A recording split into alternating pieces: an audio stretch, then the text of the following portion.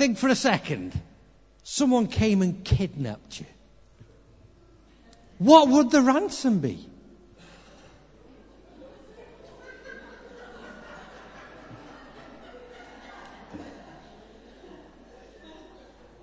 What are you worth, I wonder?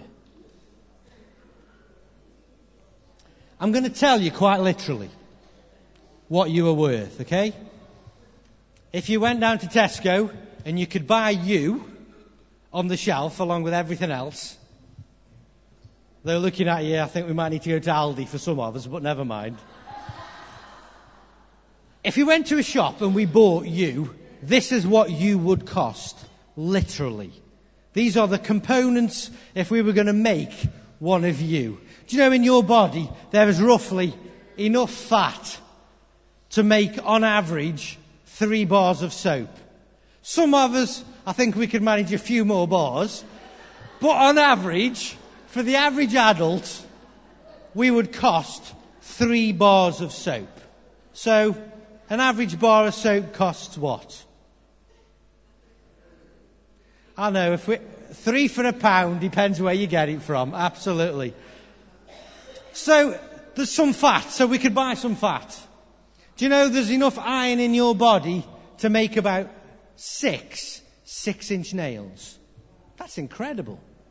There's enough iron in your body if we melted you down, so we know how much they would cost. We could buy half a dozen nails, couldn't we? There's a few other things. Sugar. And I know some of us are sweeter than others. But there's about 8 sugar cubes worth of sugar in your body. So we could go and buy 8 sugar cubes if we were doing a bit of a Frankenstein's monster thing and trying to cook up and make you. There's a lump of lime that would about fit in your hand. And it's interesting, of course, because we're in such a hard water area, there's probably more lime in our bodies than people who live outside the water that gets supplied by Severn Trent. But there's about as much lime that you could put a lump in your hand. What about magnesium?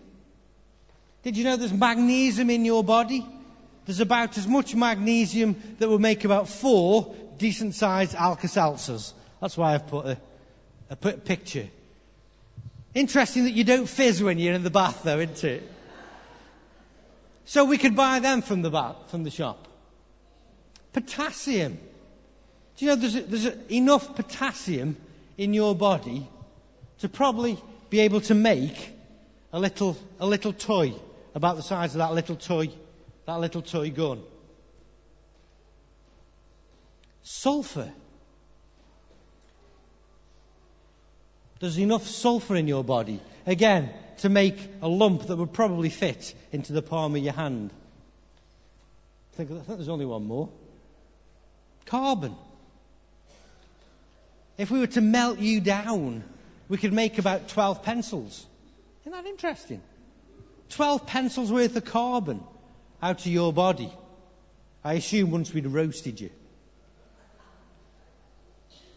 By far, the greatest composition of your body is your 57% water.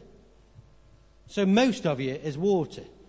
And if we can extract all that liquid, there's about 1 decent bucket's worth of water. I suppose depending on the last time you paid a visit. Do you know there's phosphorus in your body? Phosphorus, the bit that's on the end of matches that lights. There's about enough phosphorus to make 3 matches, so it's not very much. But if we rubbed you along the floor long enough, perhaps we could ignite you. There's about 3 matches worth of phosphorus. So we could buy all those things. And the cost to buy those things is probably about £15. Now put your hands up if you think you are worth only £15. I'm ever so glad we had one last order with Tom. Tom, we disagree. We think you're worth a lot more than £15. In fact, how could we sum up a life with £15? We couldn't, could we? Because we're worth so much more than just what our bodies are made up from. We're worth so much more. And God says, you are worth so much to me that I was willing to give my everything. To give my everything, to take on flesh and become one of you. So that in Jesus, I could show you how to live. I could show you how to live in relationship to God. That's how valuable you are to God. And it's way more than just what your body's made from. That's how important you are. That's how special you are to God. So even though today we're saying thank you to God for one special person, Imogen, we're also saying thank you to God for one another. And maybe if you need to hear those words today, do not worry from Jesus. Don't worry about the things that you'll wear, the food that you'll have to eat. Maybe you need to hear those words today that put God first and trust in him. Not that he'll give us everything that we want, but that he'll give us the things that we need. That he'll satisfy the bit that we can't buy, that bit inside us that longs to know why we were made, what we were put on this planet for. And that bit inside us that longs to know that when our days are over and that all is left is our body, that we've got a heavenly home, a guarantee of a forever with God. That's how important you are to God. That's how special you are.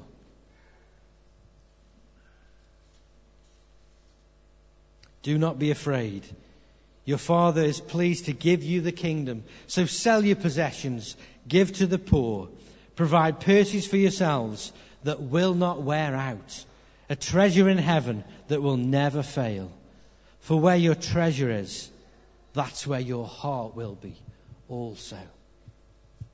We can store up as many things as we want to in this life, but we won't take them with us when we go, will we? So Jesus says, store up purses, store up a different type of treasure that no one can steal. Now I wonder, what might that treasure be, do you think?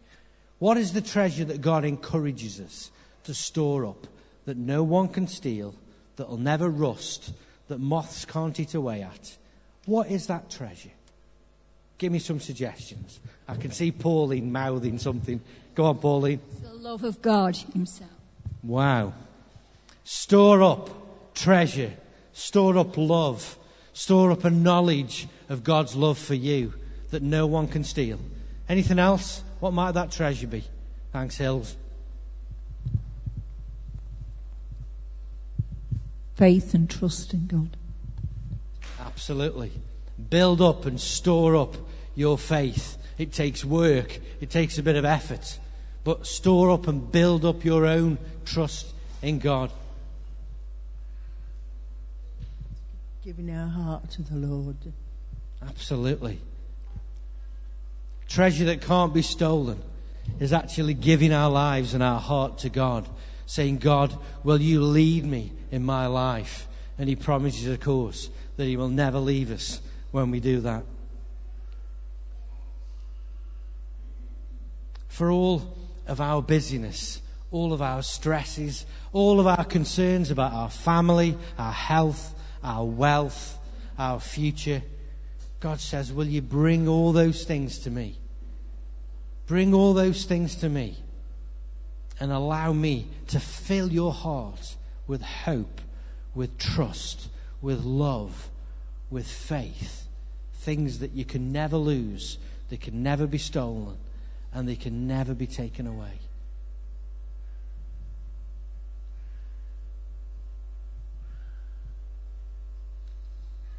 There was a group of our young people yesterday that went off to Soul Survivor. It's a weekend event that's going on, and they went over there for the day.